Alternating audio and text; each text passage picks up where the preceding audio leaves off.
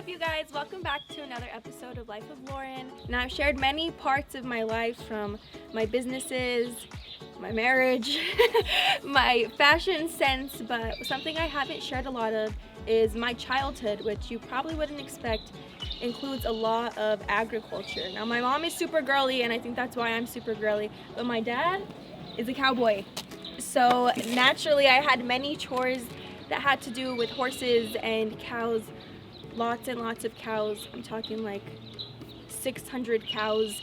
So we're gonna get into how I grew up a little bit, what that looked like, and the first thing I want to share is my parents' garden. I don't think I had as much of an appreciation as I do now that I'm older and more mature.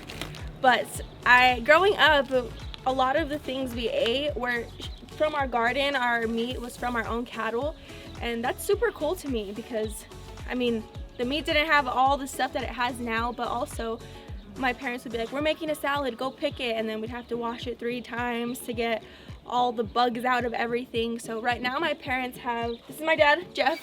Hi folks. And he's gonna be explaining what's in their winter crop, which they're about to switch it out, I understand, to their summer crop. So Dad, can you break down what's in your garden right now? Yeah, good morning. So the great thing about Las Cruces is that the weather is just awesome for gardens.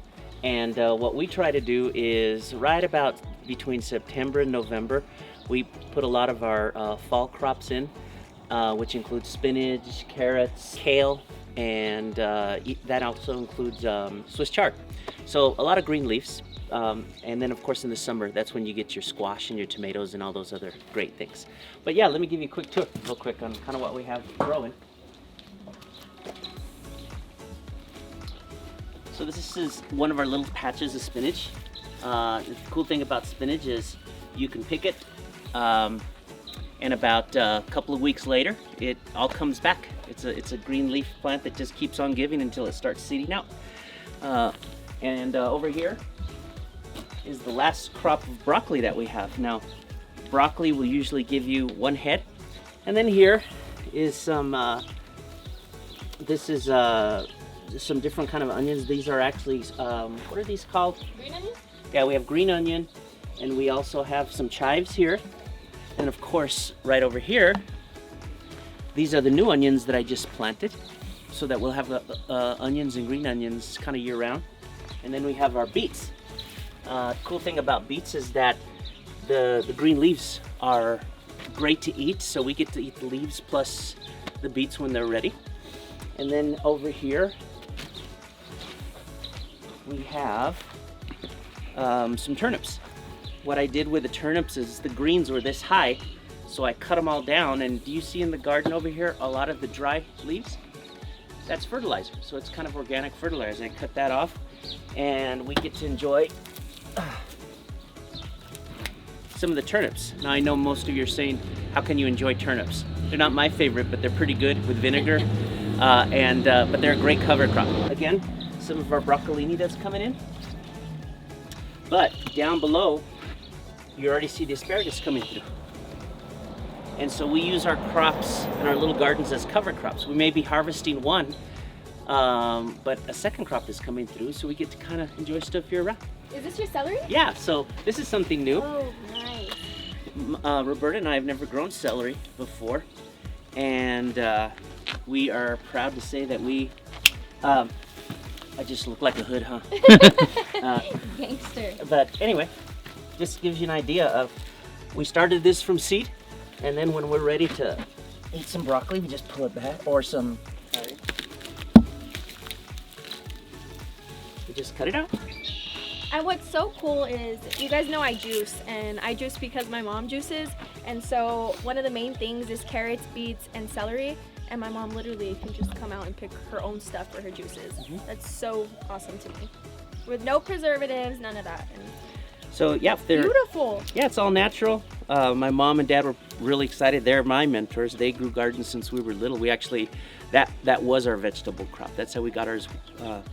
Back when I was a kid in Hatch. I'm a 5th generation farmer, so this is all I've ever known. And these are great just for juicing, for of course everything else that you put celery in, and for a Bloody Mary, but we won't get into it. So this is something else that we do. This is another part of our garden. Roberta and I decided that, so you see some crops starting to come in now in spring, but what we decided with these smaller beds is that we're gonna, part of the foliage is that instead of putting flowers here, we wanna have greens that are a little protected in the summer. So we have our mixed greens, our lettuce, Swiss chard. This is kale, which is a plant that you cut it back and it keeps on giving. And then over here is your curly spinach and just a more standard spinach, just different kinds, but it gives so much. And of course, we're really proud of the Swiss chard this year. It's such a beautiful plant that we kind of use it as just pretty foliage, and you know, you can admire it and then you can eat it as well. And these are of course some grapes that are coming in, but that's a little bit about our home garden. And I can show you our new project out back, which we just moved an orchard here. So we're gonna have a ton of fruit that we can take some pictures. Okay guys, now we're gonna transition over to the animal side of everything that I grew up with. Believe it or not, we had a lot of baby calves here, and I'll put some images above. So at our ranch, we have tons of cattle, but when the moms would not let the baby calves drink from them, we would bring the calves here to our house and we would bottle feed them with probably a bottle this big. And so that was a chore I had. Every morning I had to feed the horses. So from really little, I would wake up early in the morning before school and I would go feed all 6 to 8 horses, whatever we had. I had rabbits, I had a turtle, we had a bunch of lambs. One of my favorites was Mary. He was a boy, but the name was fitting. And something cool about him was that he lived with our dogs for a while, so he became very dog-like. And if I threw a ball to play fetch with my dog, he would run, or if I fed my dogs, he would try to eat the dog food like them. So I just have a lot of experiences with animals, and that wasn't even really by choice. It was just that my dad farms and ranches, and so the concept was that as long as I lived here, I would have to help out with a lot of that. And later on in life, I ended up buying my own cattle. I had 20 cows of my own, but I sold them to pay for some stuff for my wedding. So somehow, as girly as I am, my dad got me wrapped up in all of this ag side of things. Wouldn't really consider myself a farmer or rancher, but I would say I do have a general concept of and appreciation of what it's like. Me and Josiah were driving to Arizona, and I'm like, Josiah, look at that alfalfa field. And he's like, it's just crickets. But for me, I can just see the hard work my grandparents put in and my dad put in. And I think about the late nights when my dad cut his alfalfa field and they just baled hay. And if you didn't know, if you bale hay and it rains on your crop, you'll lose the entire crop. So my dad would wake us up and we'd all be running out there to cover the huge semi or the huge trailer of hay and covering it with a huge tarp so that we wouldn't lose all of that crop, because then you lose all of your profit. So just a bunch of things I learned just living here. So now we're gonna go see that other side, which is the cattle.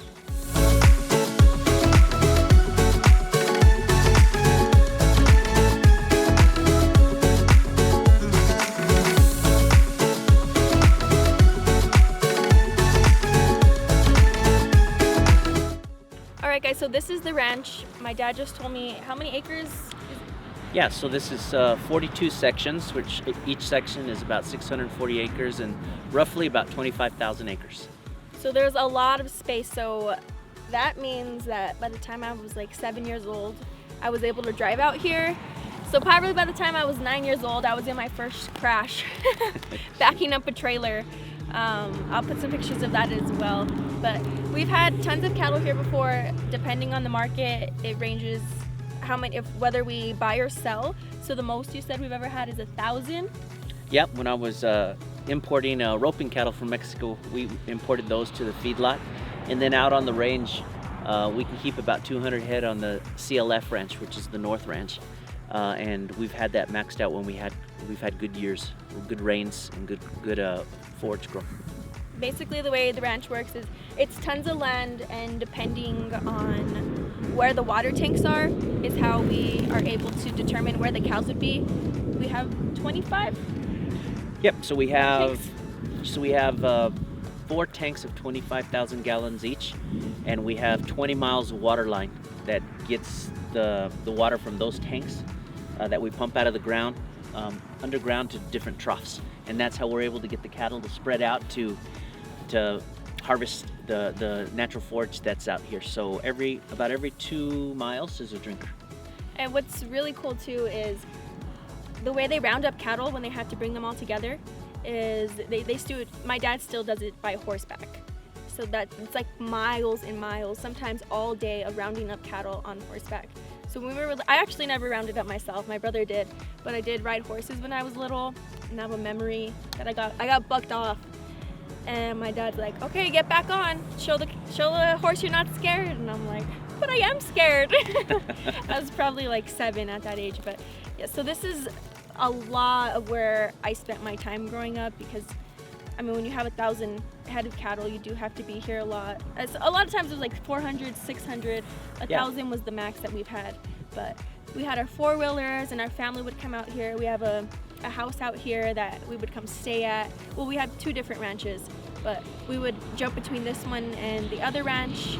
We would brand cattle, do all of that, and every once in a while we would use one of our own cattle, and we would have all of our own meat. So that's without hormones, without all of that extra stuff. So that's really cool as well. But this is where we spent a lot of our time, and this is where my dad still spends a lot of his time. So this is the ranch. All right, guys, thank you so much for watching this video. I hope this inspired you to start your own little garden. Yeah, or if you eat beef or meat, try to buy local from your farmers and ranchers. That's a good way of supporting ag in your community. Don't forget to like this video, subscribe, and comment if you grew up this way, or if you want to raise your own family this way one day. And we'll see you on the next video.